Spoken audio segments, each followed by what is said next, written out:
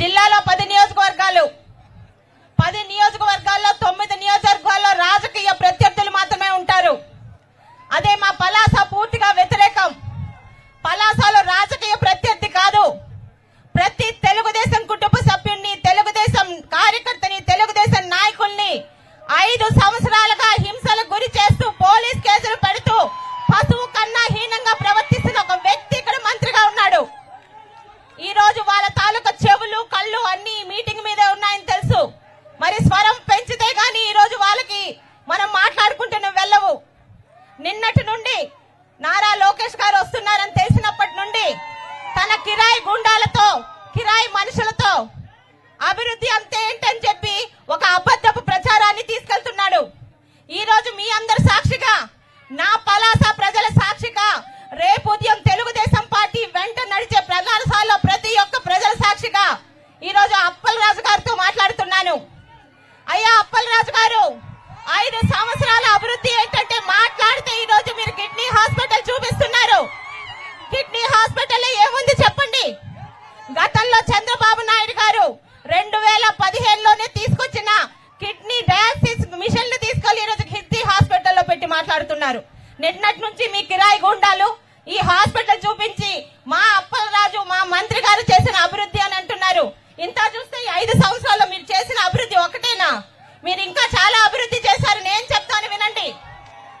ఈ రోజు నల్లబొట్లూరు కొండ, 9 ఎకరాల నల్లబొట్లూరు కొండను తినేసింది కూడా మీ అభివృద్ధే. రామకృష్ణాపురం కొండ, సూది కొండ, నెమలకొండ, బెండి కొండ, అనంతగిరి కొండలు కూడా మీ అభివృద్ధిలోకే వెళ్లి మీ వెనకాల బ్యాంక్ బ్యాలెన్సులు పెంచుతున్నాయి. ఇదొక్కటే కాదు, కేటీ రోడ్డు పూర్తి అవ్వలేదు కానీ 2 నెలల్లో కేటీ రోడ్డు పూర్తి చేస్తానని చెప్పాడు. కేటీ రోడ్డు పూర్తి అవ్వలేదు కానీ అప్పలరాజు గారి ఇంటి ముందు ప్రగతి భవన్ మాత్రం పూర్తయింది. అది కూడా మీరు చేసిన అభివృద్ధే. ఇక పలాస నడి పొట్టున 12 కోట్ల రాజాలాడ్చి ఉంది. అది కూడా మీ అన్నదమ్ములు చేసిన అభివృద్ధే. మరి ఇన్ని అభివృద్ధులు ఉంచుకొని ఒక్క హాస్పిటల్ చూపిస్తారేంటండి అప్పలరాజు గారు? మాట్లాడితే బల్ల గుత్తి గౌతు కుటుంబం 60 సంవత్సరాలుగా ఏం చేసిందన్న వాళ్ళకి ప్రతిసారి సమాధానం చెప్తూనే ఉన్నాం. మా అభివృద్ధి కళ్ళకి కనిపిస్తుంది. ఆనాడున్న మందసా మండలంలో ఇంత కరువులో కూడా సాగునీరుకి ఇబ్బంది లేకుండా ఉందంటే అది డబాసింగ్, దామోదర్ సాగర్, కలింగల ప్రాజెక్టులని శంకుస్థాపన చేసి పూర్తి చేసింది ఒక మామూలు ఎమ్మెల్యేగానున్న గౌతు శివాజీ గారు తెలుగుదేశం హయాంలోనే. దాన్ని అభివృద్ధి అంటారు, కళ్ళకి కనిపిస్తుంది.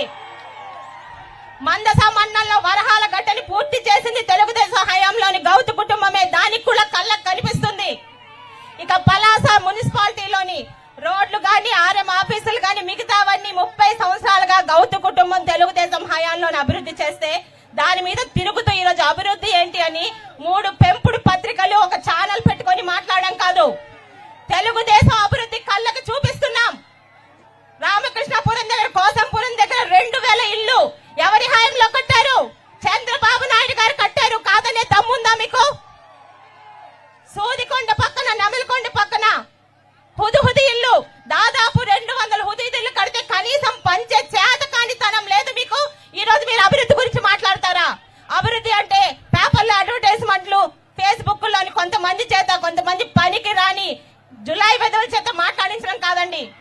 4.5 సంవత్సరాలుగా సార్ ప్రతి ఒక్క రోజు నా మీరే కాదు, ఇక్కడున్న ప్రతి తెలుగుదేశం కార్యకర్త, ప్రతి తెలుగుదేశం వ్యాపారస్తుడు, ప్రతి తెలుగుదేశం కుటుంబ సభ్యుడి మీద హెరాస్మెంట్స్, అర్ధరాత్రి జేసీబీలు తీసుకెళ్లి ఇల్లు పగలగొట్టడాలు అన్నాలు, మాట్లాడితే పోలీసులు ఎదురుగా ఉంచి కొట్టించడాలు, మా తాలూకు వ్యాపారాల మీద దాడులు, ఫేస్బుక్ లో ఆడ లేదు, అమ్మాయి లేదు, తల్లి లేదు, కూతురు లేదు, అసభ్యంగా మాటలు.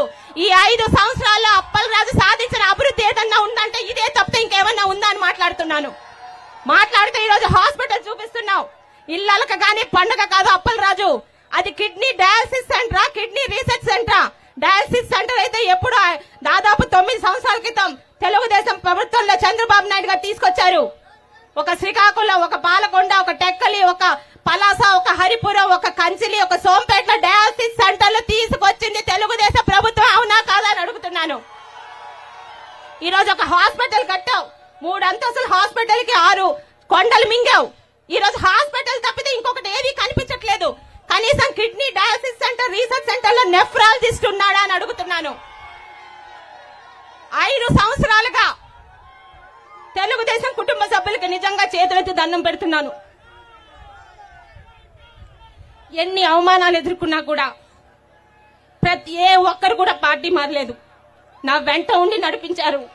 శిరీషాని ఇక్కడ దాకా తీసుకొచ్చారు. సార్, ఇవన్నీ మీ దృష్టికి తీసుకొస్తున్నాను. ఇక మా పలాసకు కావాల్సినవి, ఎందుకంటే టైం చాలా తక్కువ ఉంది, పెద్దలు మాట్లాడాలి. సార్, పలాసకి ముఖ్యంగా శివాజీ గారి రాజకీయ జీవితంలో 2014లో వచ్చింది వజ్రపు కొత్తూరు. ఈ 2 మండలాల్లో కూడా ఇప్పటి వరకు నీటి తాలూకా ఇబ్బంది లేకుండా చూసుకున్నాం. కానీ ఈ రోజు వజ్రపు కొత్తూరు గాని పలాస మున్సిపాలిటీలో మంచి నీటి తాలూకా ఎడద చాలా ఎక్కువగా ఉంది. దాన్ని గమనించే మీకు తెలుసుంటుంది, శివాజీ గారు ఆఫ్ షోర్ పూర్తి చేస్తే ఎటువంటి ఇబ్బంది వచ్చే 20-30 సంవత్సరాలకి ఇటు పలాస నియోజకవర్గంతో పాటు టెక్కల్లో, నందిగామ, పాతపట్నంలో, మెలియాపట్టికి ఉండదని ఆయన సొంత పార్టీ మీద ఆయన దీక్ష చేసి తీసుకొచ్చారు. 464 కోట్లు తీసుకొచ్చి 224 కోట్లతో అక్కడ ఆఫ్ షోర్ రిజర్వాయర్ కాలనీ ఏర్పడింది. కళ్ళకి కనిపిస్తుంది. అది కాదా అభివృద్ధి అప్పలరాజు గారు? ఆఫ్ షోర్ ని కనీసం ఈ 5 సంవత్సరాల్లో ఒక బడ్జెట్ లో 50 కోట్లు అన్నారు, మరొక బడ్జెట్ లో 500 కోట్లు అన్నారు. కనీసం అక్కడ ఒక తట్టెడు మట్టి గాని, ఒక బస్తా సిమెంట్ గాని వేసిన పాపాన్ని పోలేదు. మళ్ళీ ప్రజల గురించి ఆలోచించి, రైతుల గురించి, ప్రజల గురించి ఆలోచించే చంద్రబాబు నాయుడు గారు వస్తేనే ఆఫ్ షోర్ కంప్లీట్ అవుతుంది సార్. ఈ 5 సంవత్సరాలు ఖచ్చితంగా ఈ సంవత్సరంలోని ప్రభుత్వంలో రాకపోతున్న తెలుగుదేశంలోని మళ్ళీ ఆఫ్ షోర్ కంప్లీట్ చేయాలని మీ అందరికీ మీకు విజ్ఞాపన చేస్తున్నాను. రెండోది, జీడి పిక్కలు. పలాస అంటేనే తెల్ల బంగారం లాంటి స్వచ్ఛమైన ప్రజలున్న ప్లేసు. అలాంటిది ఈ రోజు కబ్జాలతోని, పోలీస్ కేసులతోని, దౌర్జన్యాలతో ముగించారు. ఈ రోజు గతంలో తెలుగుదేశం హయాంలో ఉన్న 14,000 ఉన్న జీడి పిక్క రేటు ఈ రోజు 7,000కి పడిపోయిందంటే రైతులకు ఎంత అన్యాయం చేస్తున్నారో చూడండి. మళ్ళీ ఇటు రైతులకు ఇబ్బంది లేకుండా, ఇటు వ్యాపారస్తులకి ఇబ్బంది కలగకుండా చంద్రబాబు నాయుడు గారు లాంటి ముందు చూపున్న వ్యక్తి ఆ ప్రభుత్వం వస్తేనే ఈ కష్టాలన్నీ తీరుతాయని ప్రతి ఒక్కరు మీ మీద నమ్మకంతో ఉన్నారు సార్. దాని మీద కూడా సమస్య పరిష్కార దిశగా మీరు వెళ్తారని కోరుకుంటున్నాను. ఇక పలాస, శ్రీకాకుళం అంటేనే వలసల జిల్లా. మాట్లాడితే ఇక్కడ నుంచి ప్రతి ఒక్కరు కుటుంబానికి దూరంగా వలస వెళ్తున్నారు. యువత అంతా ఎదురు చూస్తున్నారు. మా ఏరియాలో చాలా ఏరియాల నుండి డిఫెన్స్ అని, ఆర్మీ అని ప్రతి ఒక్కరు కోచింగ్ తీసుకుని జాబులో ప్రతి ఇంట్లోని ఈ రోజు దేశం గురించి పనిచేసే ఒక యువకుడు ఉన్నాడు, ఒక జవాన్ ఉన్నాడు. కానీ ఆ కోర్సులు తీసుకోవడానికి విశాఖపట్నం దాకా వెళ్లాల్సి వస్తుంది సార్. దయచేసి మీ ఆధ్వర్యంలో ఆ కోర్సుల్ని నేర్పించే అకాడమీ అన్నది మా పలాస చుట్టుపక్కల గాని, టెక్కలు ఇటుపక్క గాని, ఇచ్చాపురంలో పెడితే మా యువతకి ప్రత్యేకంగా ఖచ్చితంగా వాళ్ళకి ఎంతో మంచి జరుగుతుంది సార్. మనకి అమ్మ ఉన్నంత వరకు అమ్మ విలువ తెలియదు, ఎందుకంటే టైంకి వండి పెడుతుంది. చంద్రబాబు నాయుడు గారు ఉన్నంత వరకు ఆయన విలువ తెలియలేదు. 5,000 నోట్లోకి వెళ్తున్న కొద్దీ పప్పన్నం విలువ కూడా తెలియలేదు. ఈ రోజు తెలుస్తుంది. చదువుకున్నాం, ఏమున్నాయి ఉద్యోగాలు, మాట్లాడితే ఫిష్ మాటలు, ఏ మాటలు అంటున్నారు. అంతేగాని కనీసం మా తల్లిదండ్రులు కోట్లు లక్షలు పోసి చదివేస్తే ఈరోజు ఇంట్లో కూర్చొని కనీసం నిరుద్యోగ వృత్తి లేకుండా కూడా వాళ్ళ మీద ఆధారపడి ఉన్నామని. ఈ రోజు ఎక్కడైతే మాఫింగ్ అంటున్నారో, ఎక్కడైతే గ్రాఫిక్స్ అంటున్నారో, సిగ్గు లేకుండా, సిగ్గు పడకుండా అదే అసెంబ్లీ హాల్లో కూర్చొని, అదే సచివాలయంలో కూర్చొని ఈ రోజు వాళ్ళు పాలన చేస్తున్నారు. అయినా మాట్లాడుతున్నారు. ప్రజలకి అబద్దాలు చెప్పడానికి ఒక్కసారి సరిపోతుంది. ఇక లోకేష్ గారి గురించి నేను చెప్పక్కర్లేదు. మందస ప్రజలకి ఆయన ఎంత ఆత్మీయుడో మనం మర్చిపోయామో గానీ ఆయన మర్చిపోలేదు. తితలి టైంలో 4 రోజులు ఉందామని వచ్చి మాసిన షర్టుతోని 12 రోజులు మందస ఎంఆర్ఓ ఆఫీసులో ఉదయం 7 నుంచి రాత్రి 12 గంటల వరకు అన్న పండుగ కష్టం మేము మర్చిపోలేదు.